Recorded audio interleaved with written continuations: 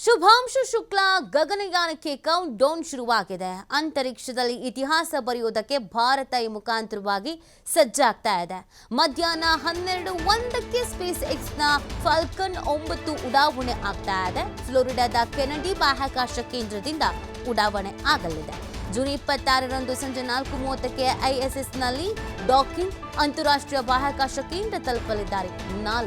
14 ದಿನಗಳ ಕಾಲ ಅಧ್ಯಯನವನ್ನ ಮಾಡಲಿರುವಂತಹ ಗಗನಯಾನಿಗಳು ಅಮೆರಿಕದ ಆಕ್ಸಿಯೋಮ್ 4 ಯೋಜನೆಯಡಿಯಲ್ಲಿ ಬಾಹ್ಯಾಕಾಶ ಯಾನವನ್ನ ಮಾಡ್ತಾ ಇರುವಂಥದ್ದು. ನಿಜವಾಗ್ಲೂ ಇದು ಹೆಮ್ಮೆಯ ವಿಚಾರ. ನಾನಾ ರೀತಿಯಾದಂಥ ಸಾಧನೆಗಳನ್ನ ಪ್ರಯೋಗಗಳನ್ನ ಆಲ್ರೆಡಿ ಮಾಡಲಾಗ್ತಾ ಇದೆ.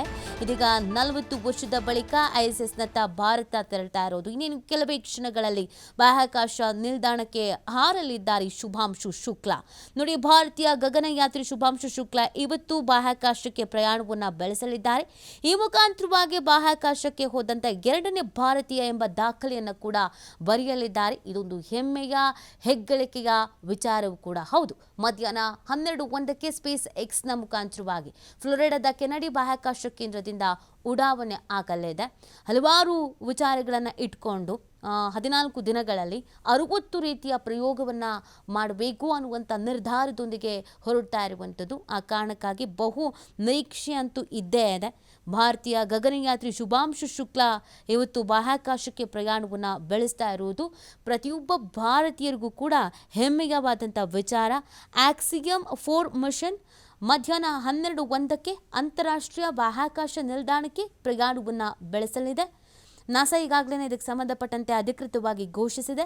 ಫ್ಲೋರಿಡಾದಲ್ಲಿರುವಂಥ ನಾಸಾದ ಕೆನಡಿ ಬಾಹ್ಯಾಕಾಶ ಕೇಂದ್ರದಿಂದ ಉಡಾವಣೆ ಮಾಡಲಾಗುತ್ತೆ.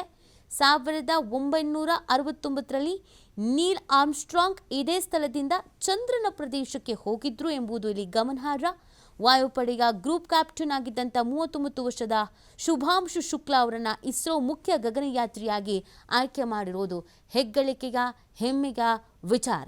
14 ದಿನಗಳಲ್ಲಿ 60 ರೀತಿಯ ಪ್ರಯೋಗಕ್ಕಾಗಿ ಈ ಒಂದು ಬಾಹ್ಯಾಕಾಶ ಪ್ರಯಾಣವನ್ನು ಮಾಡ್ತಾ ಇರುವಂಥದ್ದು ಪ್ರತಿಯೊಬ್ಬರು ಕುತೂಹಲದಿಂದ ಕಾತರದಿಂದ ಕಾಯ್ತಾ ಇರುವಂಥ ಕ್ಷಣ ಇದು.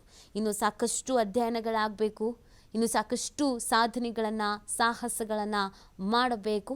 ಆ ನಿಟ್ಟಿನಲ್ಲಿ ಆ ಹಾದಿಯಲ್ಲಿ ಸಾಗ್ತಾ ಇರುವಂಥ ಭಾರತೀಯ ಅನ್ನುವಂಥ ಹೆಮ್ಮೆ ಕೂಡ ನಮ್ಮೆಲ್ಲರಿಗೂ ಇದೆ.